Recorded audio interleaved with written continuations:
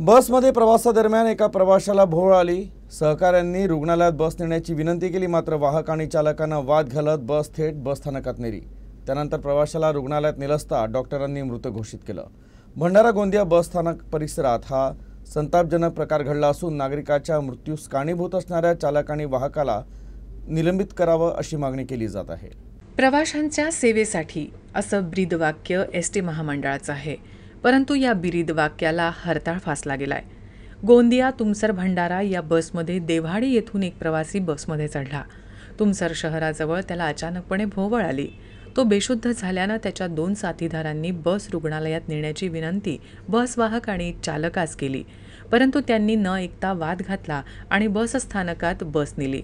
त्यानंतर सहकाऱ्यांनी त्याला रुग्णालयात नेलं असता डॉक्टरांनी मृत घोषित केलं। या प्रकारामुळे प्रवाशांमध्ये संताप व्यक्त होत असून चालक वाहकांना काळजी आहे की नाही असा प्रश्नही उपस्थित केला जात आहे।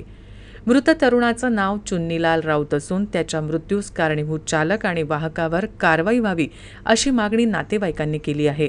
या अर्थी 6 तारखेला आमच्या चुनीलाल राऊत हे कामठीवरून देवाळीपर्यंत ट्रेनने आले आणि देवाळीवरून चालत 1 किलोमीटरपर्यंत त्या देवाळीच्या उड्डाणपुलापर्यंत येऊन एसटी बसमध्ये बसला आणि त्या बसने तुमसरला येतेवेळी त्या लोटन पोहा मिलजवळ त्याला चक्कर आला आणि चक्कर येऊन त्या बसमध्ये सीटवर बसला।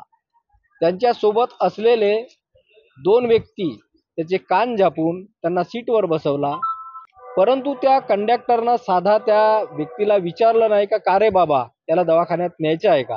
सरळ तुमसर आगारामध्ये आणून बस उभी केली आणि उभी करून तो त्यांना न विचारता त्यांची व्यवस्था न करता त्या प्रवाशांनी त्याला उचलून जवळच्या एका बाईकवर बसवून त्या बाळबुदेच्या दवाखान्यामध्ये नेला आणि त्या दवाखान्यामध्ये डॉक्टरांनी त्याला मृत आहे म्हणून घोषित केला।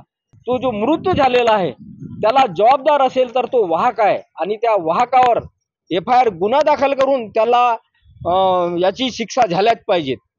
बेशुद्ध अवस्थेत पडून होता, त्या अवस्थेत त्याला सचिन बाळबुदे या डॉक्टरकडे नेला असता सचिन बाळबुदे हा हॉस्पिटल गिनतीच्या 2 मिनिटाच्या किंवा बस स्टॉपवरून निघाला 2 मिनिटं नाही लागतील त्या बस स्टॉपवरून म्हणजे हॉस्पिटलपर्यंत जाण्यापर्यंत। तिथं जातपर्यंत त्या व्यक्तीला मृत घोषित केला। मृत पावला म्हणून त्यांनी सरळ सरकारी हॉस्पिटलमध्ये न्यायला सांगितलं। तेव्हा ही जी घटना आहे आणि ही जे चालक वाहक आहेत यांच्यावर मनुष्यवधाचा गुन्हा नोंदवायला पाहिजे हीच माझी मागणी आणि शासनाने मृत पावलेल्या व्यक्तीच्या परिवारास पत्नीस व मुलीस योग्य न्याय द्यावा हीच माझी मागणी। गोंदिया तुमसर भंडारा ही बसगाडी भंडारा आगाराची आहे। चालक आणि वाहकानं नेमकं काय घडलं याचा अहवाल सादर करण्यास सांगण्यात आलाय। याबाबत भंडारा आगाराच्या व्यवस्थापकांना संपूर्ण माहिती दिली असून योग्य कारवाई केली जाणार असल्याचं तुमसर आगार व्यवस्थापक यांनी स्पष्ट केलंय।